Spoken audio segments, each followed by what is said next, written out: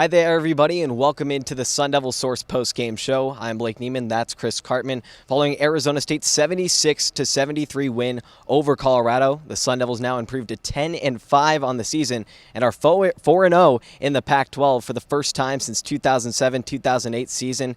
And Chris, just quite remarkable the turnaround from that non-conference loss and that losing skid to now ASU winning 4 in a row in two different fashions. 2 on the road, had to come from behind, and now these past 2 games have really gutted it out against 2 very good opponents. Look, Bobby Hurley said in December that he thought that he would have a very different type of a team when he got healthier with Sean Phillips, had the foot injury, Adam Miller getting him into action, and clearly he was right.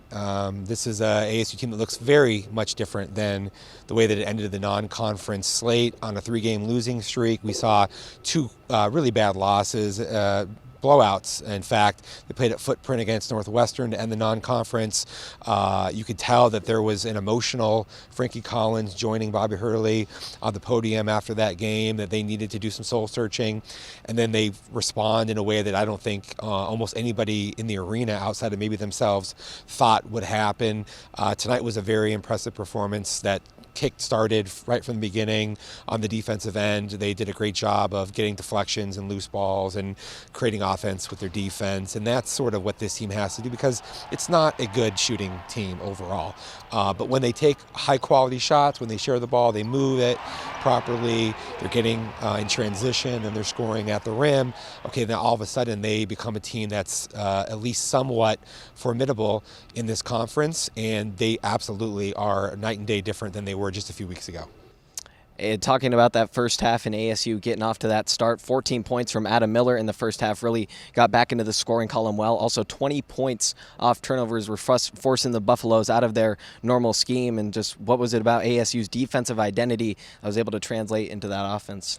Just the sense of purpose that they had. Frankie Collins entered this game 3rd in steals in the country, and I really feel like that's rubbing off on everyone else and what they're trying to do. We saw it really 1 through 5 positionally on the floor. Alonzo Gaffney was out there doing some of that. Sean Phillips had, I think, a couple steals. Jemiah Neal has really taken his game to a different level in terms of what he's doing, rebounding the basketball, led the team again tonight, had steals, deflections. I think Hurley said it was a season high in deflections for the first half.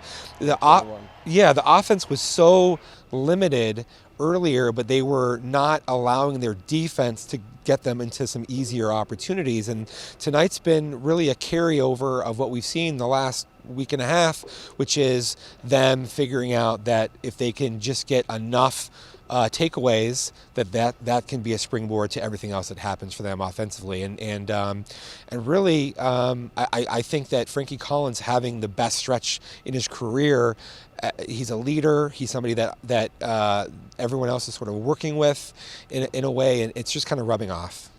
In the second half, a little bit of a different story. Colorado kind of made it interesting again. They trailed by 10, but then ended up tying it up thanks to KJ Simpson at a game-high 23 points. But ASU was able to close it out with some critical free throws down the stretch, and Jemiah Neal really showed up in the second half and had one of his best all-around performances. So we know KJ Simpson and Tristan Da Silva, that's an extremely formidable 1-2 punch, as good as any really probably in the conference, and didn't know that Da Silva was going to play tonight. He's had a foot injury. It kept him out the last 3 games. They were blown out on the road at Arizona. A couple other players that are also good for them and solidly in the rotation are starting didn't play tonight, including their super talented freshman who's a local product. But the reality is that it's a very difficult team. They were 39th, I think, in the net coming into this game. I thought that Colorado was as good as any team in the conference other than maybe Arizona. And as you said, Jemiah Neal was everywhere. Rebounds, steals, deflections. Finally started to get his offense flowing. He hasn't shot the ball particularly well this season, but what they were doing is they were creating opportunities for him to get drives against a bad matchup for Colorado. They had a bigger player on the floor at times, bigger lineup. That's where ASU has the opportunity to exploit some things, whether it's Jose Perez or Jemiah Neal in this particular case, or Adam Miller, who also had a very good game, and Frankie Collins. All of them have opportunities offensively, and it just so happened that tonight it was really more so what they got from Jemiah Neal and Adam Miller.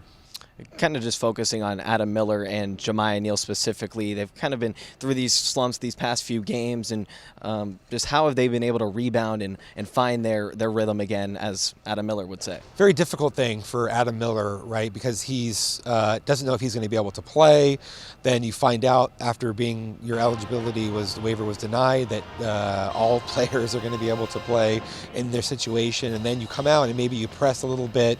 You're trying to do what you've always done, which is be a volume shooter at various stops and be super relied upon, rather than just sort of slowly immersing yourself into a rhythm. And Frankie Collins and Jose Perez are different types of guards, and then all of a sudden you add Miller into the mix, and they've all been guys who have taken a lot of shots or had the ball in their hands a lot at various points at other stops in their career. Now you're trying to get all those guys, all the ingredients marrying together to get the great flavor that you want to have as an offense. And tonight it really actually did work, and that also bodes well for them, because Miller's a very good defensive player. He had some important stops tonight, guarding one of the better point guards in the country, matching up with Frankie Collins, also getting an opportunity against Simpson. And then he had a great game against Madsen the other day. So you put that together, and that's kind of where you end up with a really impressive performance. That's going to do it for our SunDevilSource post-game show. Again, ASU wins at 76-73 over Colorado. We'll see you next time.